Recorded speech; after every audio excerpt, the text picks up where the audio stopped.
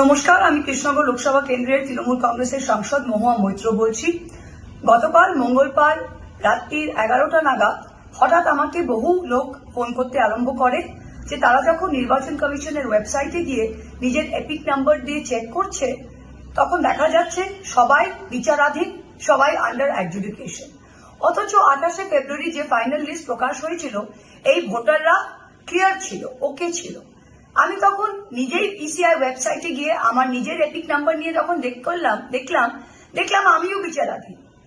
তখন এদিক ওদিক ফোন করে জানা গেল যে পশ্চিমবাংলার যে 6.5 কোটি ভোটার তালিকা প্রকাশে এসেছিল, সবগুলোই আন্ডার অ্যাডজুডিকেশন গত রাতে দেখা যাচ্ছে।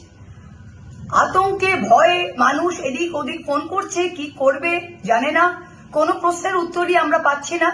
হঠাৎ রাত্রি 2টোর সময় আবার সেই ওয়েবসাইটে আবার এই বিচারাধীন স্ট্যাম্পটা তুলে দেওয়া হয় এবং ভোটারগুলোকে ওকে করা হয়।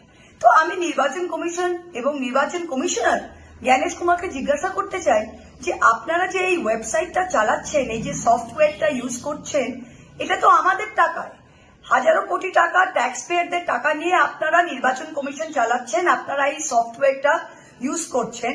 6 মাস ধরে আপনারা একটা সফটওয়্যার ঠিক করতে পারেন না?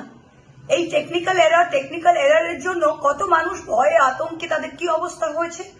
200-র বেশি মানুষ এসআইআর সংক্রান্তে মারা গিয়েছে। আর আপনি কি করছেন?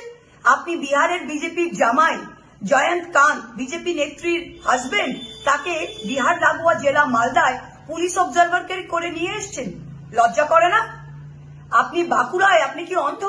বাঁকুড়ার বিজেপি এমএলএ, বাঁকুড়ার বিজেপি নেতা সিএপিএফ সিআরপিএফ এর জওয়ানকে দিয়ে মুটের মতো, কুলির মতো বিজেপির পদ্মফুলের ফ্ল্যাগ, বিজেপির পদ্মফুলের ফ্লেক্স তুলে ঘুরে বেড়াচ্ছে। ছবি দেখিয়েছি আমরা। আপনি কি অন্ধ? আপনার চোখে পড়ে না?